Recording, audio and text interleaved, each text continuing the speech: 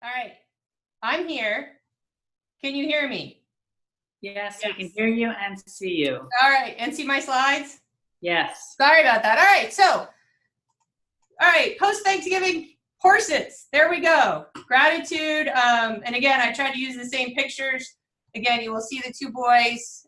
I'm not sure they're still really, truly impressed with this whole winter thing, but we're going to make them into winter horses. So, sorry about that. Gonna just go to, as I said, being grateful will be my theme. Technology gratefulness will not be a part of that, but here's where we're at. Again, just want to talk about November a little bit, the organization meeting. We're going to spend a good bit of time talking about the FY21 budget. And then I also want to touch on some ideas around innovation and revenue generation, which also will come from some of our discussion at the organizational meeting. So that's kind of what my time will be spent with you all. Again, sorry about the technology glitches. November at a glance, I did want to mention a few things just because I think they're important for everybody to have on their radar screen. In November, Dr. Jan Nesbitt, who was the former provost and also, I believe, the VP of research for UNH, was here on the invitation of Dr. Farini Mundy. Just to put this in your minds, Dr. Farini Mundy has aspirations of UMaine becoming a Research 1 institution. We're currently a Research 2 institution. UNH just got the R1 designation, and I believe Dr. Farini Mundy is very interested in having UMaine be an R1 institution. What does this mean for us?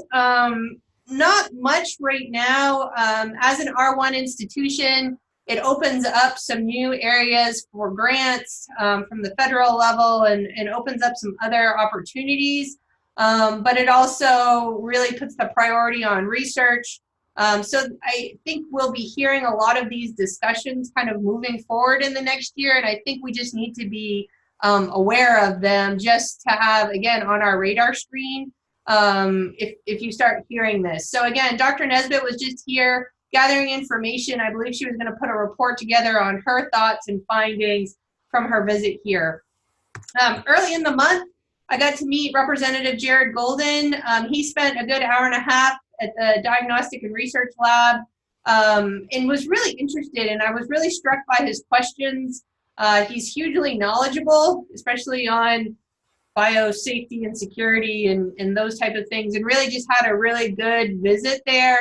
And was really, what I appreciated is, as a politician, usually a lot of times I feel like when you have interactions with politicians, they're always not fully engaged or kind of looking over your shoulder, and he was truly engaged in all aspects of the tour, and as I mentioned, had really good questions. And I feel like, again, the more people that know who we are and what we're doing will just pay dividends in the end, just because of ideas and his awareness of extension's reach across the state as well.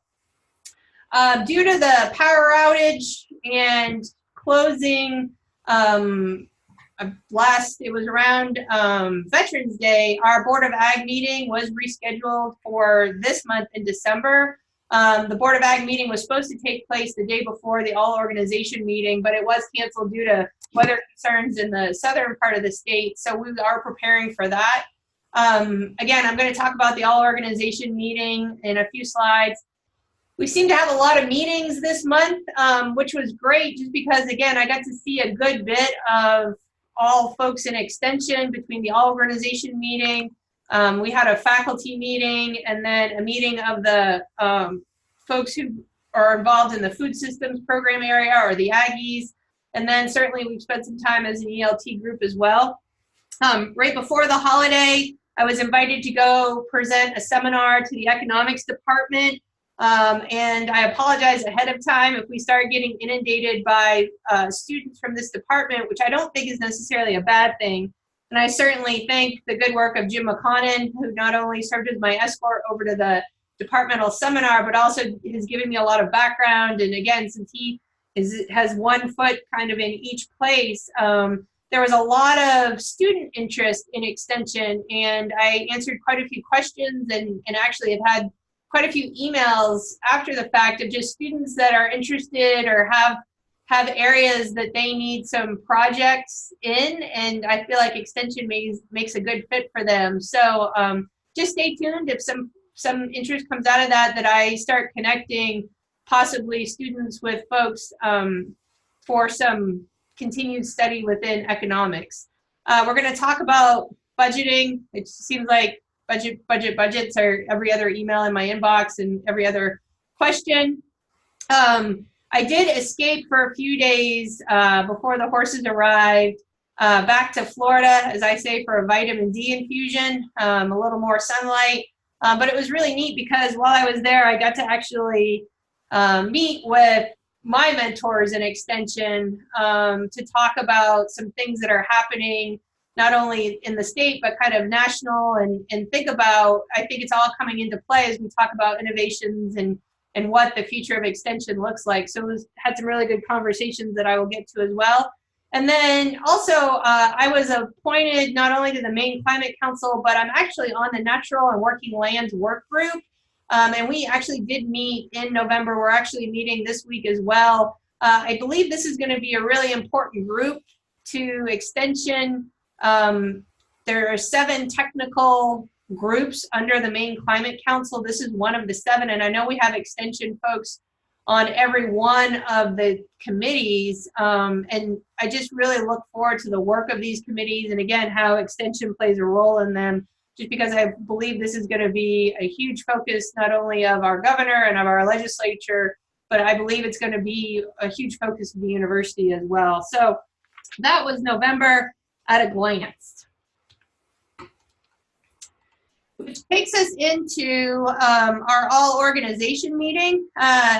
I took a picture of these 2 flip charts that, if you all will recall, happened on Thursday morning when I kind of pushed everybody to talk about our why. What is Extension's why? But before I get to that, I just want to, again, extend my gratitude to not only the planning committee who put this meeting together, but to everybody who was there. I kind of live by the motto of expect nothing and appreciate everything, just because then you're never disappointed.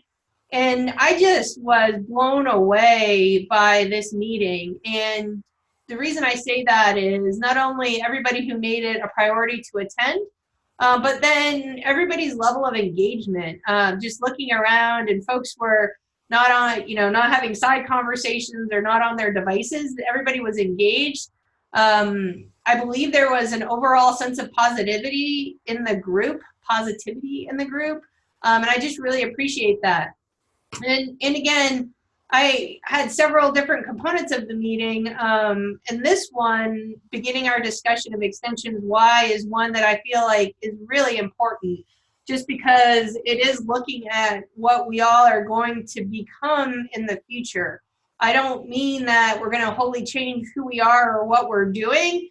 It just may be looking at our focus, and again, how do we work collectively to help the people of the state of Maine. And I go back to these 2 flip charts, and they're actually hanging in my office. They're right in front of my desk.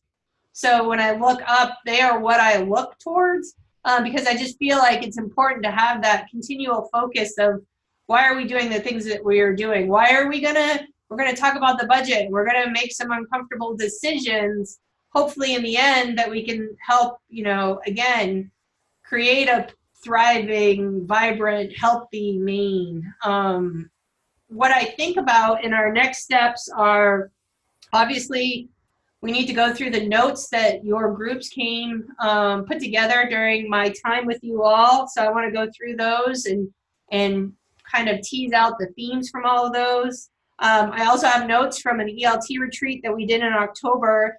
From that information, I probably will, at the beginning of the year, put together an organization survey, realizing that not everybody was able to attend the organizational meeting for various reasons, that I don't want to have anybody's voice not heard in this process.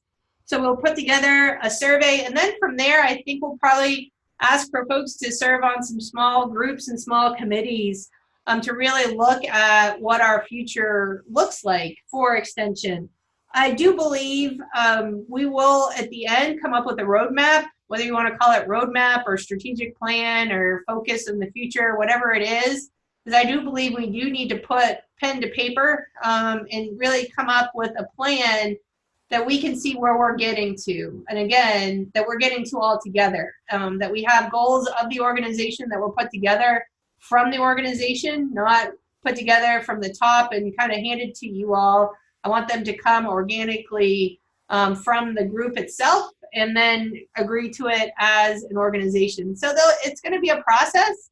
I guess in my mind, May 1st will be my year anniversary, and what I would like to do is probably have at least a rough draft of what the future looks like by that time. Hopefully we can get to it.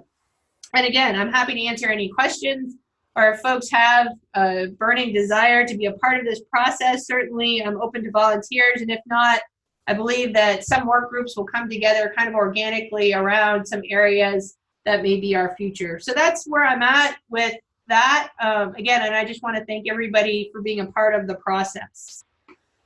And moving on, again, meaning remember that we're all grateful. So here's the budget situation. And again, I'm happy to answer questions as we get moving forward towards the end of this. But please know that we have been told, and I'm looking from my notes, we had a great opportunity last Tuesday morning. The deans were called together in kind of an impromptu meeting with the president to discuss the budget. She will be holding an open forum on Wednesday, this Wednesday, from 1 to 3 here at Wells, right back where we were for the organizational meeting. There is no Zoom link for this. I apologize, realizing that the majority of our folks are off campus. If you are on campus and can attend, I would encourage you to do so. I'm not sure exactly what she is going to share. It will be the president and the provost and Claire Strickland who will be leading this discussion. I do plan on being there. I know Dennis plans on it as well. We've been told we can't communicate final numbers, so I'm going to be somewhat vague with this all, but I hope in my vagueness you will understand that this is significant. The University of Maine, as well as other of the institutions in the system, are all looking at a budget gap for FY21. UMaine's, I don't know if it's greater or lesser than other institutions, but everybody is looking at this, and UMaine's is going to be significant. It's going to be a big one. It's going to be managed across all units. No one is going to be held harmless in this one. That means athletics, that means facilities, that means certainly across all our units. But academic affairs here at the University of Maine is University of Maine's largest unit, and we are under the academic affairs budget. We have gotten our proposed number, and we are being told that we are going to get our exact number this week. They are still working on final numbers. The president did mention during her meeting last week that the gap was an aggressive estimate, and we're all kind of keeping our fingers crossed that maybe it was too aggressive and it will come down some before we get our final numbers. I think it's important to know two things. The initial number that we got was not disproportionate. So I know in years past there have been times when there have been disproportionate cuts proposed for extension, and I've heard the stories about what happened, but this number is not disproportionate. During our meeting, we were given a range, a percentage range of what the cut would be, and we were in that range. We weren't at the very top of that range. So I do feel like, again, extension is valued by administration. I just feel like apparently these are very unusual times that we live in. We did have an ELT check-in call this morning, and I reminded them that nobody mentioned to me when I signed on that we were going to be faced with these significant budget cuts, but they assured me that nobody knew that this was going to be the case. So it is what it is, and here's where we are. Our cut will be a considerable amount. It will be hundreds of thousands of dollars, and it is going to be felt. And we're going to talk about how it's going to be felt. But remember, we're going to be grateful about the good work that we can do. And mostly I'm saying this to remind myself as well. What does this mean for us right now? While it is going to be a lot, we are not looking at layoffs. We're not looking at any current jobs that are in jeopardy. So I just want to put that out there right now. So I don't want people to feel like, wait a second, you know, what does this mean for my job? What does this mean for my position? We do have about 6 positions right now that are open, and when I mean open, they have either been approved or they're literally in the process, meaning they are, you know, taking applicants, or we've got search committees doing their jobs or whatnot. Right now, those positions will remain open, but depending on what our final number is, there could be a possibility that we may have to freeze those. Again, we're just not sure yet because of we're not knowing what the final number is. We are looking at positions, we are looking at programs, and we are looking at budgets. Where I know we are a lean and mean organization, mean not meaning that we're nasty or angry or anything like that, but we are doing all that we can with what we have. We do not have excess to cut. And so again, this is where it may hurt when we look at budgets and when we look at you know, where money could come from. That being said, we are also open to all ideas and suggestions. And so if you have just a stellar idea of some budget savings, of some opportunities to look at programs differently, again, we're open to any and all suggestions. Just know that some may not be feasible because of the procedures and all the administrative red tape that is the University of Maine as you know it. But I'm certainly open to this being a group effort as we think about how we handle this pretty significant gap.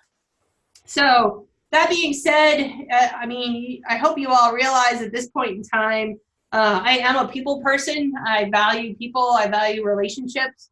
And I value everybody in the organization, and I'm certainly appreciative of everybody in the organization.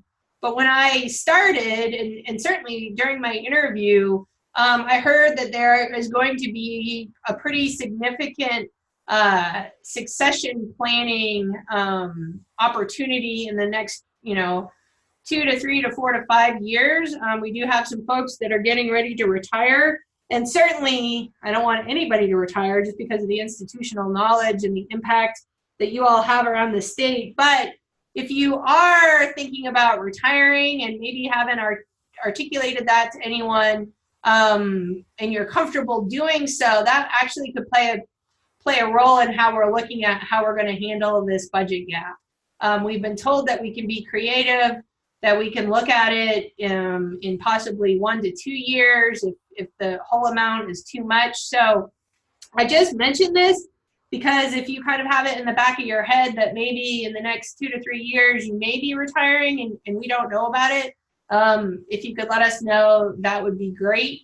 If you're comfortable putting it in a letter, that would even be better. And certainly myself or Fran could answer any questions. And please know too that this is by no means trying to push anybody out the door at all. It could just help as we look at the future and as we make some plans for some of these gaps we have in our budget.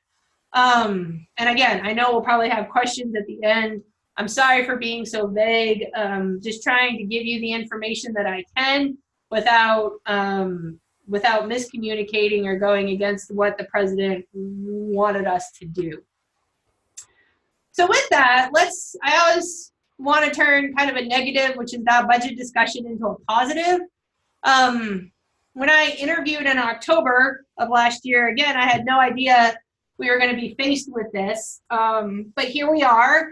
And I'm still of the opinion that, you know what, extension still needs to grow, and we still need to possibly do more, add more people, add more programs. And I realized the only way that we're going to do that is through our own ingenuity. It's probably not going to be from our state budget. So what I would love to do is, again, think about the future of extension and what that looks like financially. And how do we think about the ideas of innovation, which were talked about during the organizational meeting, and generating our own funds, or as I say, control our own destiny.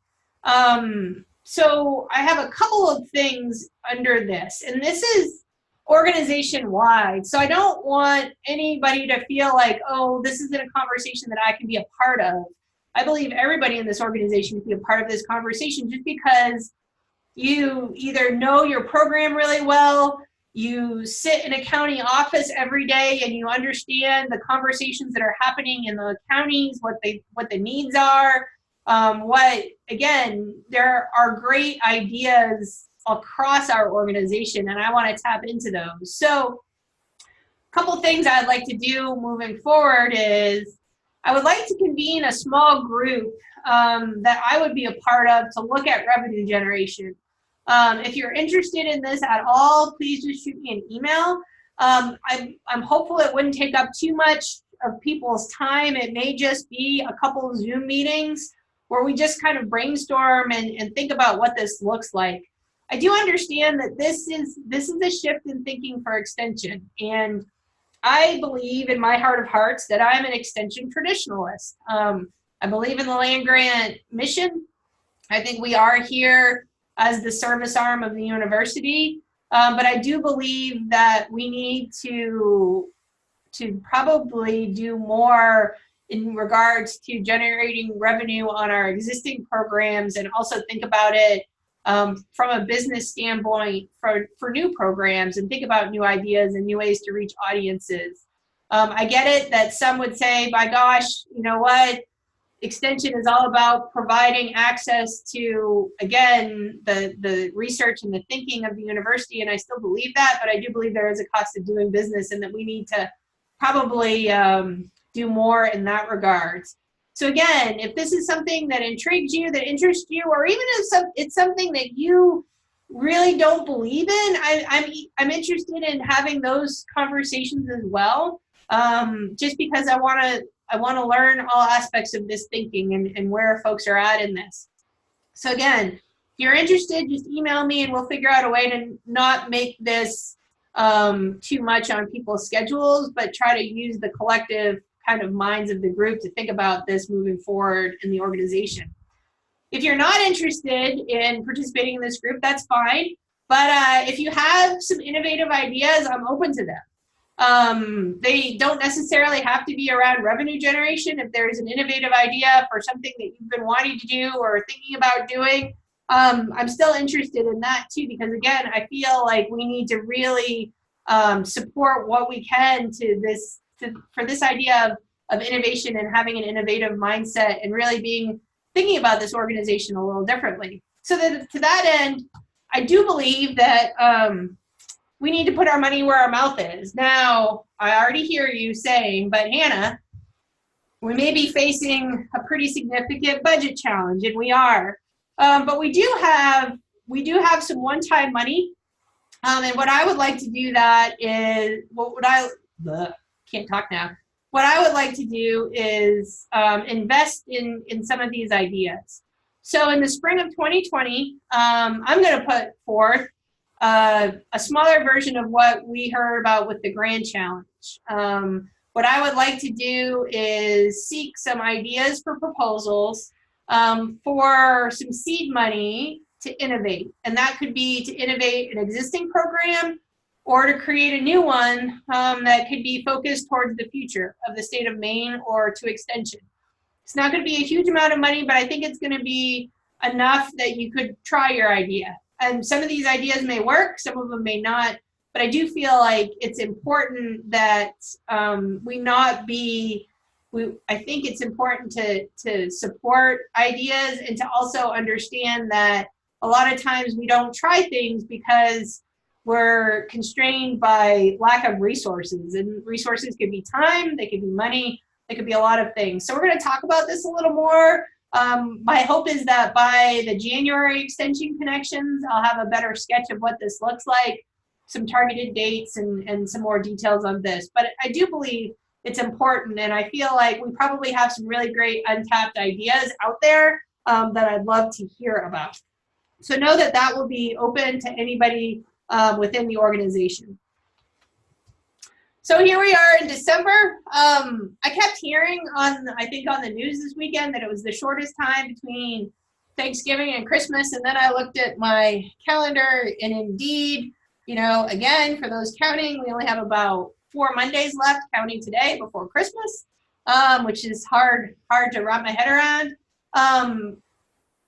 December will be a busy month.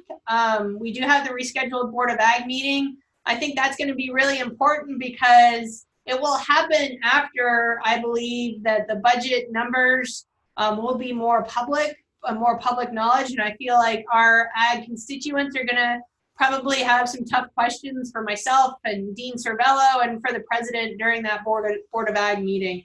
We are going to have to address the budget. Again, we're supposed to get final numbers this week, and we're going to have about probably a 24 to 48 hour turnaround time to get what we plan to do for our budgets back to the administration.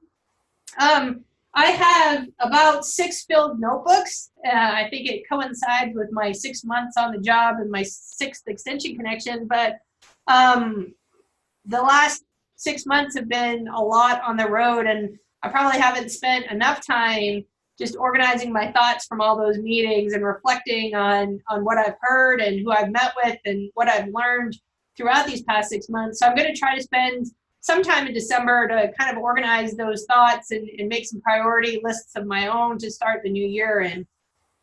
Next week, I'm actually supposed to head to DC, weather permitting, to participate in the Board on Agricultural Assembly meeting, which is part of the APLU in DC. They are going to have an orientation for new administrators such as myself as part of this meeting, and again, kind of learn more on extension and its role in the APLU next week in DC. I do have several county commissioner meetings scheduled for this month as well. I know that's been one thing we haven't even talked about, counties and budgets and whatnot, but several counties have asked to meet, county managers or county commissions have asked to meet with myself and the program administrators in different counties, so we are going to start that process as well. If it's something you think would be important to your county for an understanding of extension, I'm certainly happy to add more of those to my list too, so just let me know. And then certainly the holidays are approaching, and I hope everybody does take some time and really can hopefully disconnect a bit and really enjoy the holidays with your families and friends. So again, I'm still open to scheduling if there's something that you would like me to participate in, or a meeting, as I mentioned, whether it's county commissioner meetings, county manager meetings, or executive committee meetings, or anything else. Just let me know. Even though I, again, have made it around to every extension office, I don't feel like my work is done, and I'm certainly open to participating in whatever you have. I think it is interesting, again, in trying to wrap my head around being back into a Maine winter. I did realize the other day that being in Maine during the winter time is watching the weather perpetually.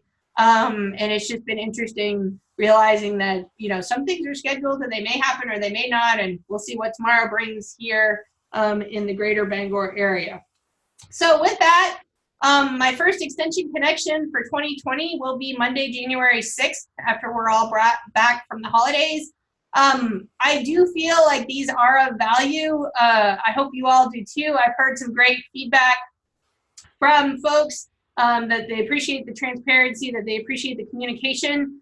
They are not a tremendous effort on my part, other than technology sometimes failing me. So I would like to continue to do them on the first Monday of the month as we have been. So just stay tuned for calendar invites, for the emails reminding you those things, because I do want to continue these through the new year. And again, I'm happy to entertain ideas if there are folks that you would like to hear from. I will bring back some special guests Fran was supposed to join me on today, but schedules and she's traveling and whatnot. But certainly I will bring in some other folks as well, talking about extension-wide initiatives or ideas that I feel would be important for you all to hear.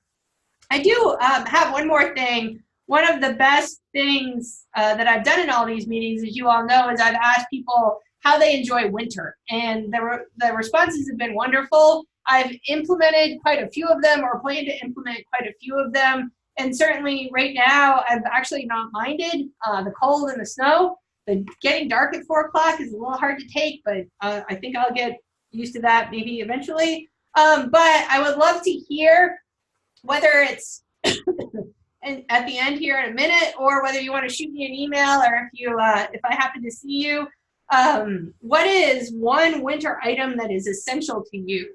And I mention this because Lisa Phelps has been a tremendous asset in my acclimation back to winters, and she was the one that said, oh, you need grippers. I did not know of grippers when I lived here 20 years ago, so now I have grippers. I also have a snow scoop, shovel, something to push snow off my car. Snow broom.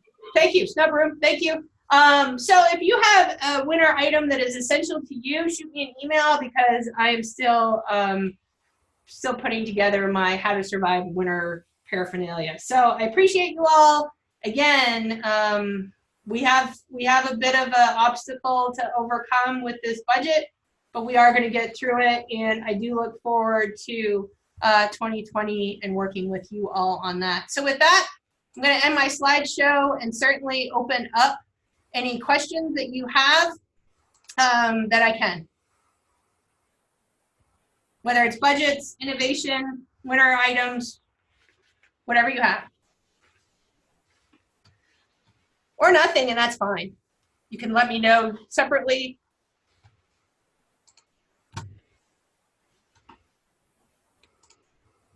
Gonna put my screen back over here, so I'm got this weird piece of hair right there. Okay.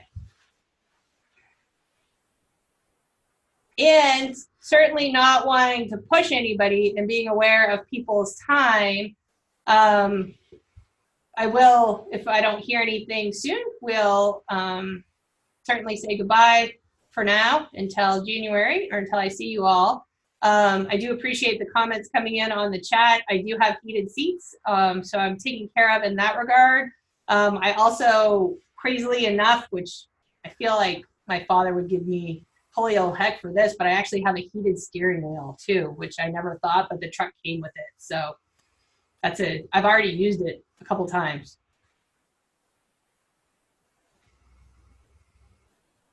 All right.